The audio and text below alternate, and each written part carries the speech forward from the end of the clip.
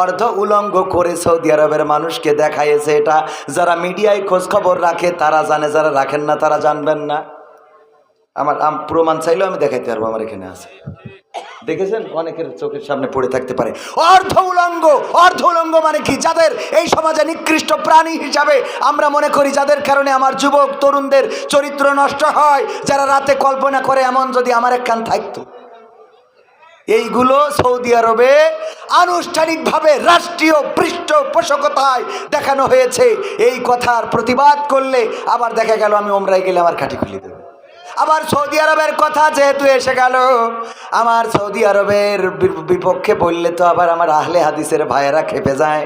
আমি মালয়েশিয়ায় সৌদি আরবে উমরায় যাওয়ার পরে আমার এক আহলে হাদিসের ভাই আমার বলতেছে, আপনার এখন আমি ধরাই দেব। কেন ধরাই দেব? কারণ হলো আপনি সৌদি আরবের রাষ্ট্রের বিরুদ্ধে কথা বলেছেন। কি বলেছি? রাষ্ট্রের বিরুদ্ধে আমি বলেছি শয়তান মুক্তি পেয়ে কোথায় গেল? আগে সৌদি আরবে এসেছে, কারণ একদিন আগে ঈদ হয় ওখানে, ঠিক না বেটি? আচ্ছা, এই কথাটা কি ভুল বলেছি? একদিন আগে যেহেতু ঈদ হয়ে যায়, তাহলে শয়তান একদিন আগে ওখানে ছাড়া পায় না? একদিন আগে তো সৌদি আরবে আসে। এবার সেই সৌদি আরবে একটা শো করেছে। এই শো মডেলদেরকে নিয়ে সেই শো করার আদলে কাবার মতো একটা ডিজাইন করেছে, পিছনে সেটাই লাইটিং করেছে। আর বিশ্ব থেকে নর্তকীদেরকে নিয়ে অর্ধ উলঙ্গ করে সৌদি আরবের মানুষকে দেখাইছে। এটা যারা মিডিয়ায় খোঁজ খবর রাখে তারা জানে, যারা রাখেন না তারা জানবেন না। আমার প্রমাণ চাইলেও আমি দেখাইতে পারবো, আমার এখানে আছে। দেখেছেন, অনেকের চোখের সামনে পড়ে থাকতে পারে। অর্ধ উলঙ্গ, অর্ধ উলঙ্গ মানে কি? যাদের এই সমাজে নিকৃষ্ট প্রাণী হিসাবে আমরা মনে করি, যাদের কারণে আমার যুবক তরুণদের চরিত্র নষ্ট হয়, যারা রাতে কল্পনা করে এমন যদি আমার একখান থাকতো। এইগুলো সৌদি আরবে আনুষ্ঠানিকভাবে রাষ্ট্রীয় পৃষ্ঠপোষকতায় দেখানো হয়েছে। এই কথার প্রতিবাদ করলে আবার দেখা গেল আমি ওমরায় গেলে আমার কাঠি খুলে দেবে। কারণ সৌদি আরব এমন একটা রাষ্ট্র, যা করবে সব হালাল, কিছু বলার কায়দা নেই। আর আমার আহলে হাদিস ভাইয়েরা পোশাক রয়েছে, কিছু পোশাক, এরা যাই করুক তাই করুক। রাষ্ট্রের শেখ হাসিনারও কিছু রাষ্ট্রীয় হুজুর ছিল না? ছিল না? শাহবাগে এসে কয় আমরা এসেছি ইমানের দাবিতে। ওই ইমানের দাবিতে গিয়ে সাইদির ফাঁসির জন্য।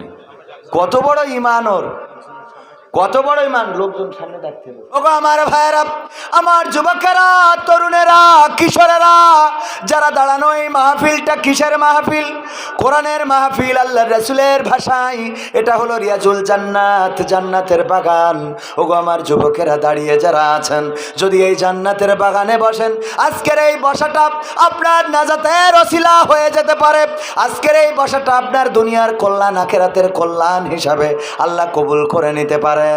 আমার যুবকেরা, তরুণেরা, বসার জন্য বলবো, এখানে বসবেন, শুনবেন।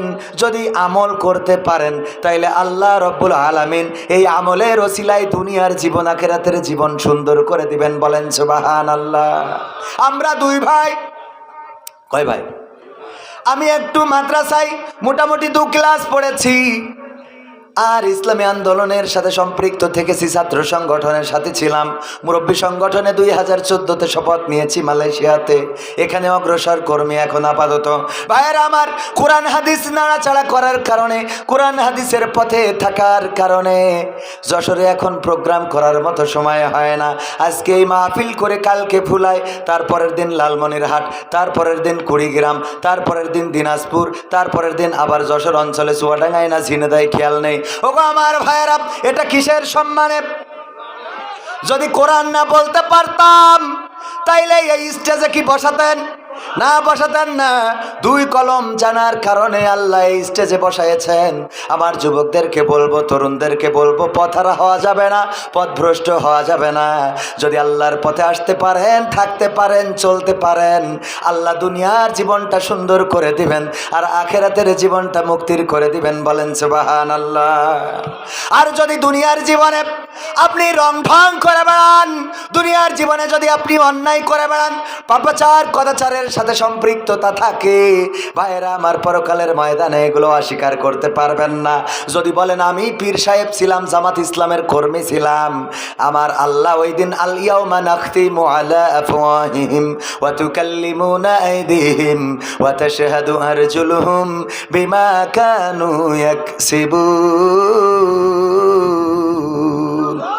আমার আল্লাহ বলছেন ওই দিন আমি তোমাদের মুখে আঠা লাগিয়ে দেব, তোমাদের জবানটা বন্ধ করে দেব, তোমাদের হাতের জবান খুলে দেব, তোমাদের পায়ের জবান খুলে দেব, তোমাদের হাত আমার সাথে কথা বলবে, তোমাদের পা তোমাদের কৃতকর্মের সাক্ষ্য দিয়ে দেবে। ওগো আমার যুবকেরা, এই হাত দিয়ে কতটা রাত জেগে ফ্রি ফায়ার পাবজি খেলো, এই হাত দিয়ে কার সাথে চ্যাটিং করো, ব্যাটিং করো, এই পা দিয়ে কার কাছে হেঁটে লাইলাতুল ফেব্রুয়ারি আসে না নাই? তুমি মোটর সাইকেলে গিয়ার দিয়ে চলে গেলে গদখালিতে লাইলাতুল ফেব্রুয়ারি পালন করার জন্য। ওই দিন কিন্তু হাত বলবে, হাত দিয়ে ফুল দিয়ে বলেছিল আই লাভ ইউ, ঠ্যাং বলবে হ্যাঁ এরকম করে ভেঙে বসেছিল, কথা কয় না, সব বলে দেবে।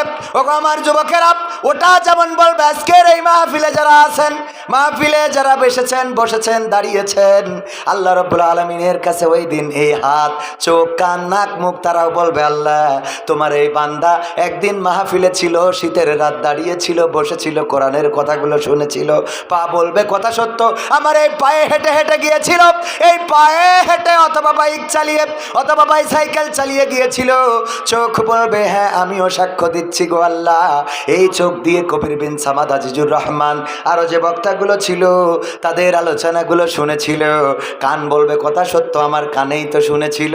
ওই দিন হতে পারে এটাই আপনার নাজাতের ওসিলা। সবাই জোরে জোরে বলেন সুবহানাল্লাহ।